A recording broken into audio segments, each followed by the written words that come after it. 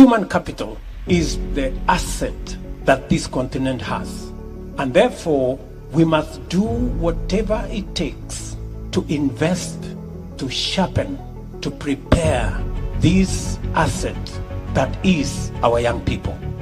And it is the reason why we're saying the young people are going to define what becomes of this continent and what becomes of the globe. In any case, all of us know the statistics. By 2050, a quarter of the world's population will be living here, and most of them, 70%, will be young people. Welcome to Wake Up Black.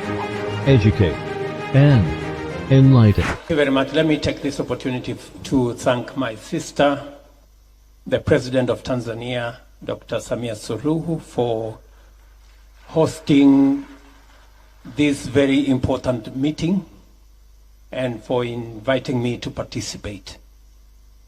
This is a very important subject that we are discussing here, linking the nexus between economic growth and the young people of our continent. That is the nexus that is going to define our continent going into the future. For a very long time, our continent has been defined by others in the context of being a continent of problems, disease, poverty, conflict, ignorance. We are defining our continent ourselves afresh, that this is a continent of great potential.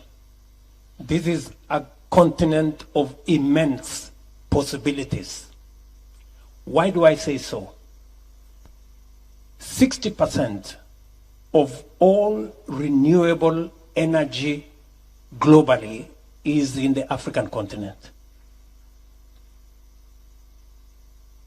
2/3 of the world's uncultivated arable land is in the African continent. 40% of all critical mineral resources is in the African continent. And Africa is the youngest continent with innovative, creative young people. Those 4 items define our continent at the moment. And we are discussing in this summit the most important of the 4, the young people of our continent. Human capital is the asset that this continent has. And therefore, we must do whatever it takes to invest, to sharpen, to prepare this asset that is our young people. And it is the reason why we're saying the young people are going to define what becomes of this continent and what becomes of the globe. In any case, all of us know the statistics. By 2050, a quarter of the world's population will be living here. And most of them, 70%, will be young people. And therefore, we must make every effort to invest in these young people.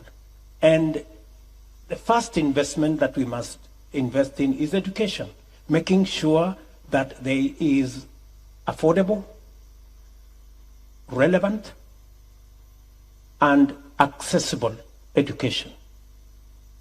In Kenya, for example, over the last 1 year, because it is not just important that we have 100% transition, it is not important, it's not only important that we have compulsory primary education, but we must keep the retention in school, and we must make sure that the education is of the right quality.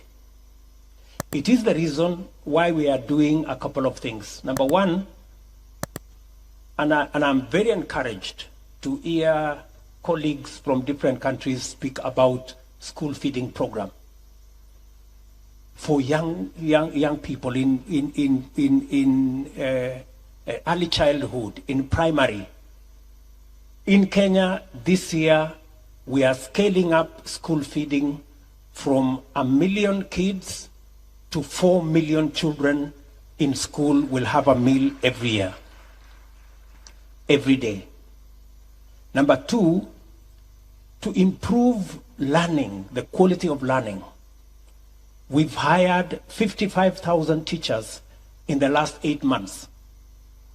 Our intention is to make sure that we increase the teacher-student ratio to make sure that effective learning is going on in our schools. And number three, this year, our budget has moved to 29.5%. 29.5% of our budget goes to education. I am very encouraged that I hear colleagues, everybody is pushing from 20 to 22, I've had 25. We are at 29.5, and the reason is because this is the most important asset. Both in tertiary education, we are increasing the numbers of tutors. This year, we have doubled the budget for university education because we need more focus on the STEM aspects. And let me say this, that apart from investing in education as a way of equipping our young people, two other things are very important. Health is very important. And it is the reason why in Kenya we are scaling up promotive and preventive health and taking it to the bottom of the pyramid. Every 100 households in Kenya from this year will have a community health worker.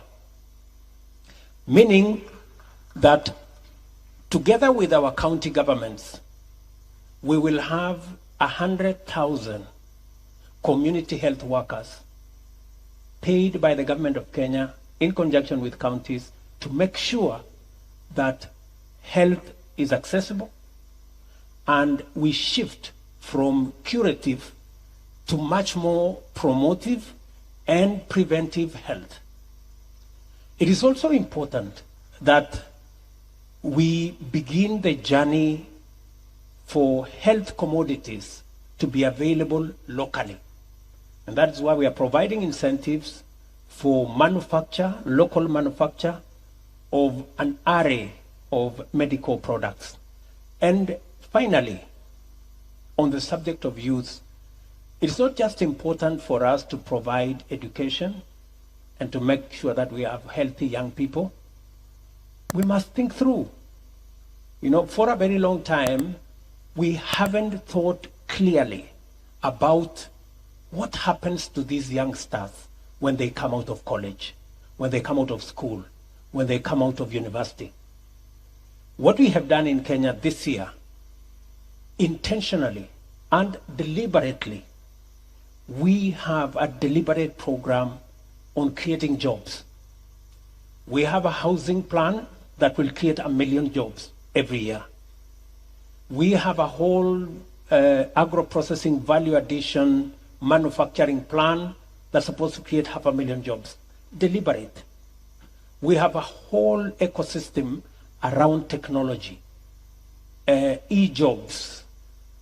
How do we create BPOs? How do we create employment in the digital space? We are focusing intentionally and deliberately creating opportunities for young people to, it's not enough to say that, when these young people come out of college or university, they will be self-employed. We have to be deliberate. And finally, to make it possible for them not only to access opportunities for employment, but also opportunities for jobs. And that is why we are extending affordable credit. In fact, in the last 6 months, we launched what we call a hustler fund for MSMEs. We have 15 million people borrowing money from the hustler fund. 7 million regular customers. We have lent 32 billion Kenya shillings. That is about $30 million in the last 6 months. And now we're scaling up for phase 2 so that we can leverage on the talent, the energy, the knowledge of the young people, not just to drive our economy, but to drive enterprise and also to expand opportunity, not just for themselves, but for the bigger society in our economy. There is nothing as powerful as an educated, empowered young person with opportunity. The sky is the limit, as they say.